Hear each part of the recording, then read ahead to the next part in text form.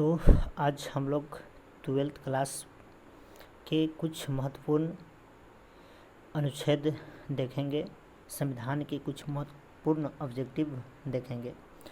तो 12th के लिए यह बहुत ही इम्पोर्टेंट होगा और 12th के लिए मैं कल से बहुत ही क्वेश्चन बैंक का ऑब्जेक्टिव हर साल शुरू करेंगे, जिसमें पहले कोशिश करेंगे कि हिस्ट्री या हिंदी में से कोई शुरू करे।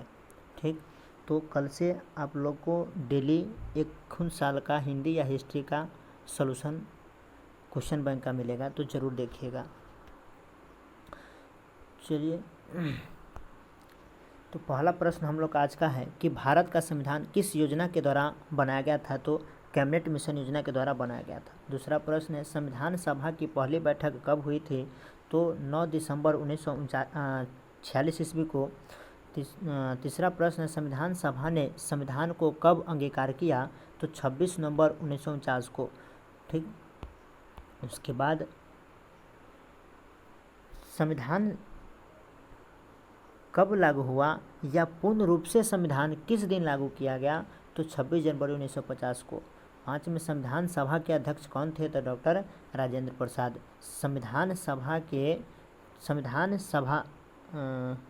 यहाँ पर हम बात कर रहे थे संविधान सभा के अध्यक्ष पूछे कौन थे? तो डॉक्टर राजेंद्र प्रसाद। और संविधान सभा के प्रारूप समिति के अध्यक्ष पूछे तो ठीक ना, डॉक्टर भीमराव अम्बेडकर।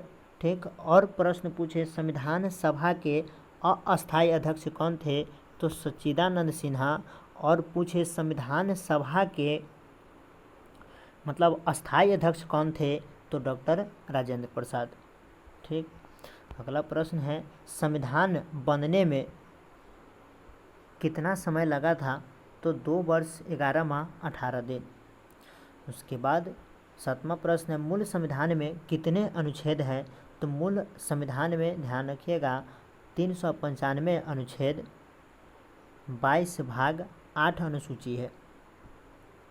फिर अगला प्रश्न हम लोग का है 8 में कि संविधान के भाग 1 में किस बात का उल्लेख है? तो संघ और उसके राज्य के क्षेत्र का। ठीक ना, संघ और राज्य के क्षेत्र का चर्चा है। उसके बाद 9 में संविधान के भाग 2 में किस बात का उल्लेख है? तो 2 में नागरिकता की चर्चा है। अगला प्रश्न है भारत में कैसी नागरिकता है? तो एकल या एकहरी, यानी कि इसके तहत भारत में एक व्यक्ति को एक ही नागरिकता प्राप्त हो सकता है, एक देश की एक ही नागरिकता प्राप्त हो सकता है। 11 में एकल नागरिकता का प्रावधान किस देश से लिया गया है? तो ब्रिटेन या इंग्लैंड से। उसके बाद नागरिकता के संबंध में कानून बनाने का अधिकार किसके पास है? तो संसद के पास। ठीक, किसके पास है? संसद के पास। उसके बाद 13वां प्रश्न है भाग 3 में किस बात का उल्लेख है? तो मौलिक अधिकार का, जो 12 से 35 तक है। 12 से 35 तक। मौलिक अधिकार किस देश से लिया गया है? मौलिक अधिकार किस देश से लिया गया है? तो संयुक्त राज्य अमेरिका से। 15 नंबर प्रश्न है मूल संविधान में कितने मौलिक अधिकार का प्रावधान था? तो 7, लेकिन वर्तमान में अभी 6 है। अगला प्रश्न है वर्तमान समय में कितने मौलिक अधिकार है? वर्तमान समय में कितने मौलिक अधिकार हैं? तो 6। 17वां प्रश्न है कि कानून के समक्ष समानता और कानून का समान संरक्षण शब्द किस अनुच्छेद में है? तो अनुच्छेद 14 में। 17वां प्रश्न है कानून के समक्ष समानता और कानून का समान संरक्षण शब्द किस अनुच्छेद में है? तो अनुच्छेद 14 में। कितना में है? अनुच्छेद 14 में। 18वां प्रश्न है अस्पृश्यता का अंत किस अनुच्छेद में है? तो अनुच्छेद 17 में। ठीक, यानी छुआछूत का अंत अनुच्छेद 17 में। उसके बाद हम लोग का अगला प्रश्न है संविधान का अंत। अगला प्रश्न उपाधियों का अंत किस अनुच्छेद में है? तो अनुच्छेद 18 में। उसके बाद 20वां प्रश्न है स्वतंत्रता के अधिकार का उल्लेख किस अनुच्छेद में है? तो अनुच्छेद 19 से 22 तक। स्वतंत्रता के अधिकार का उल्लेख 19 से 22 में। उसके बाद शोषण के विरुद्ध अधिकार का उल्लेख किस अनुच्छेद में है? तो 23 से 24 में। शोषण के विरुद्ध 23 से 24 किस अनुच्छेद में लिखा गया?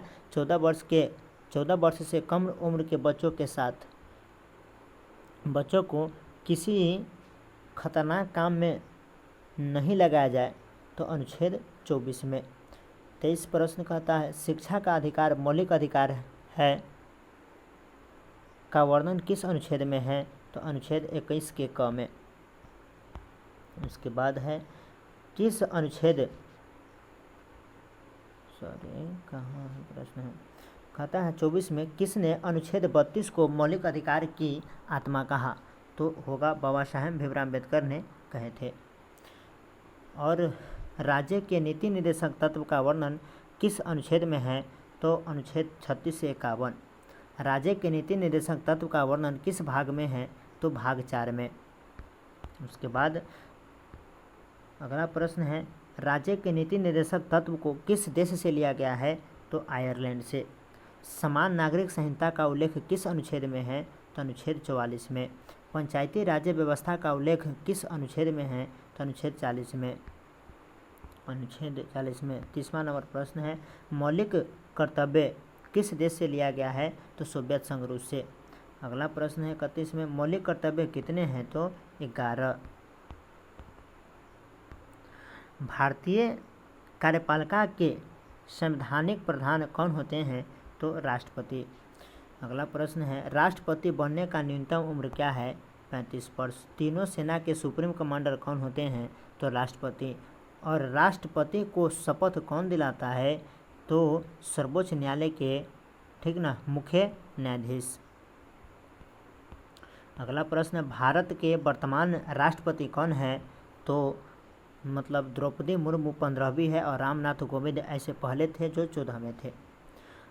37 में राष्ट्रपति का कार्यकाल कितने वर्ष का होता है? तो 5 वर्षों का। राष्ट्रपति को उनके पद से हटाने की प्रक्रिया को क्या कहते हैं? तो महाभियोग। यदि राष्ट्रपति का पद खाली हो जाए तो राष्ट्रपति के कर्तव्यों का निर्वहन कौन करता है? तो उप राष्ट्रपति। राज्यसभा का अगला प्रश्न है राज्यसभा का पदेन सभापति कौन होते हैं? तो उपराष्ट्रपति। अगला प्रश्न है राज्यसभा के सदस्यों के निर्वाचन में वोट कौन देता है? तो राज्य विधानसभा के सदस्य। राज्य विधानसभा के सदस्य। अगला प्रश्न है 42 नंबर प्रधानमंत्री की नियुक्ति कौन करता है? तो राष्ट्रपति। भारत के प्रथम गृह मंत्री कौन थे? तो सरदार वल्लभ भाई पटेल। 44वां प्रश्न भारत का लौह पुरुष किसे कहा जाता है? तो सरदार वल्लभ भाई पटेल को। 45वां प्रश्न भारत की पहली महिला प्रधानमंत्री कौन थी? श्रीमती इंदिरा गांधी। उसके बाद बिहार के पहले मुख्यमंत्री कौन थे? तो डॉक्टर श्री कृष्ण सिंह। बिहार के पहले राज्यपाल कौन थे? तो जय रामदास दौलत राम।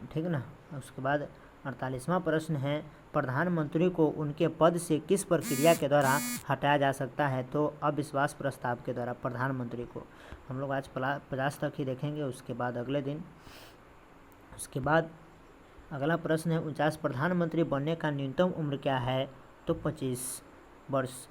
प्रधानमंत्री का कार्यकाल कितना वर्ष का होता है? 5 वर्ष। लोकसभा के कार्यकाल पर निर्भर करता है वो भी। तो आज 50 तक ही और फिर इससे आगे अगले दिन देखेंगे। चलिए आप सभी को लास्ट तक देखने के लिए बहुत बहुत धन्यवाद। और वीडियो ज़्यादा लंबा नहीं करना चाहते हैं क्योंकि कम समय पर आप लोग एक फ़ोन के ऑडियो लेवल में भी सुन सकते हैं और इससे आपकी याद शक्ति बढ़ेगी और ज़्यादा जल्दी याद होगा। तो आप लोग ज़रूर देखिए। आपका बहुत बहुत धन्यवाद लास्ट तक वीडियो देखने के लिए।